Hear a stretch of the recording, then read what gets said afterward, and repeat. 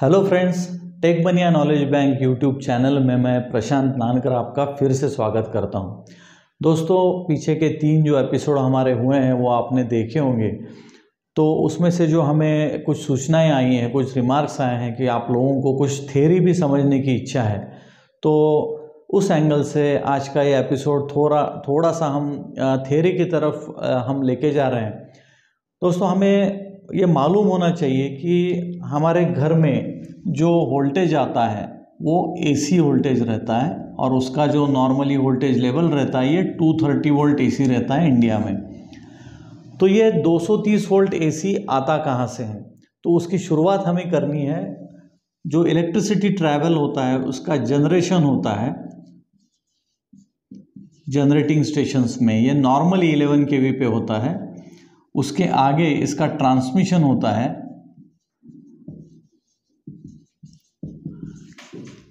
ये ट्रांसमिशन जो है नॉर्मली हायर वोल्टेज पे होता है।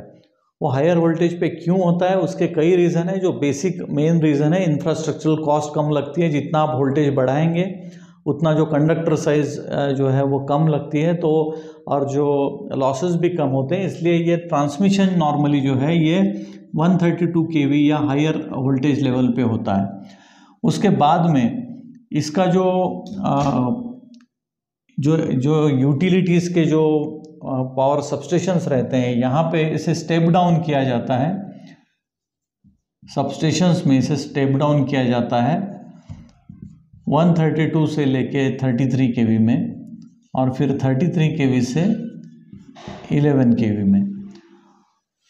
तो यहाँ तक जो है ये 33 से 11 केवी लेवल आएगा, और इसके आगे जो होता है ये डिस्ट्रीब्यूशन लेवल हम जिसे कहते हैं, वो इसके बाद में आता है। तो ये जो डिस्ट्रीब्यूशन लेवल है इसमें ये 11 केवी जो है, ये 11 केवी बाय 433 वोल्ट्स के जो ट्रांसफार्मर्स रहते हैं जिन्हें हम डिस्ट्रीब्यूशन ट्रांसफार्मर बोलते हैं, तो ये डिस्ट्रीब्यूशन ट्रांसफार्मर्स पे ये 11 केवी बाय 433 वोल्ट पे ये वोल्टेज लेवल कन्वर्ट होता है। अभी आप कहेंगे हमें चाहिए 230 वोल्ट और यहाँ पे मिल रहा है 433 वोल्ट। तो इसके आगे बहुत लोगों का ये मानना है कि इसके आगे 433 बाय 230 वोल्ट का अलग से एक ट्रांसफार्मर बैठा हुआ रहता है, लेकिन दोस्तों ऐसा नहीं है। ये जो ट्रांसफार्मर है, ये डिस्ट्रीब्यूशन ट्रांसफार्मर जो है, इसका इनकमिंग में 11 केवी है और आउटगोइंग में से 433 वोल्ट है। लेकिन ये 433 वोल्ट जो रहते हैं, इसमें से लास्ट एपिसोड में हमने देखा था कि सबसे राइट वाला न्यूट्रल है, उसी तरह से N, R, Y और B, और ये जो है R, Y और B फेज हैं 11 केवी साइड के। तो आप किसी भी 2 फेज में अगर वोल्टेज लेते हैं तो ये 433 वोल्ट आता है। जैसे R, Y में 433 वोल्ट आ गया, ये दोनों में। B एंड R में भी 433 वोल्ट आ गया, R और B और Y में भी 433 वोल्ट आ गया। लेकिन अगर वही फेज और न्यूट्रल के साथ आप इसे लेते हैं, RN लेते हैं, तो ये 433 का √3 मतलब एक्चुअली आता है 250 volt. YN is also 250 volt और BN इज ऑल्सो 250 वोल्ट।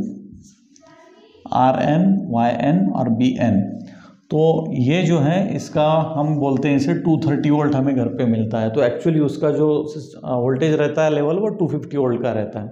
तो इस तरह से जनरेटिंग स्टेशन से हमारे घर तक जो बिजली ट्रैवल करती है उसके अलग अलग वोल्टेजेस हैं। ये जो मैंने आपको यहाँ पे लिखे हैं ये नॉर्मली जो वोल्टेज लेवल्स फॉलो होते हैं वो है, लेकिन इसके आगे ट्रांसमिशन जो होता है वो 220 केवी पे भी होता है, उसके आगे भी होता है। तो ये जनरेटिंग स्टेशन से हमारे घर तक जो बिजली ट्रैवल करती है वो इस तरह से होती है। आई होप कि ये बेसिक जो थ्योरी है ये आप लोगों को समझ में आ गई होगी। ये सब में मैं एक चीज़ वापस दोहराना चाह रहा हूँ कि जो 3 फेज वोल्टेज मिलता है 433 वोल्ट, और जो सिंगल फेज मिलता है 230 वोल्ट उसके लिए 433/230 का अलग से कोई ट्रांसफार्मर नहीं होता है। फेज टू फेज अगर लेते हैं तो 433 मिलता है और फेज टू न्यूट्रल लेते हैं तो 433 का √3 वो होता है। अब ये √3 क्यों है? क्योंकि ये साइड में से डेल्टा कनेक्शन है और ये साइड में से स्टार कनेक्शन है।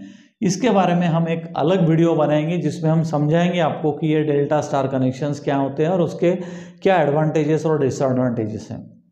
तो आई होप कि आपको ये जो बेसिक थ्योरी है वो समझ में आई होगी और पसंद आई होगी।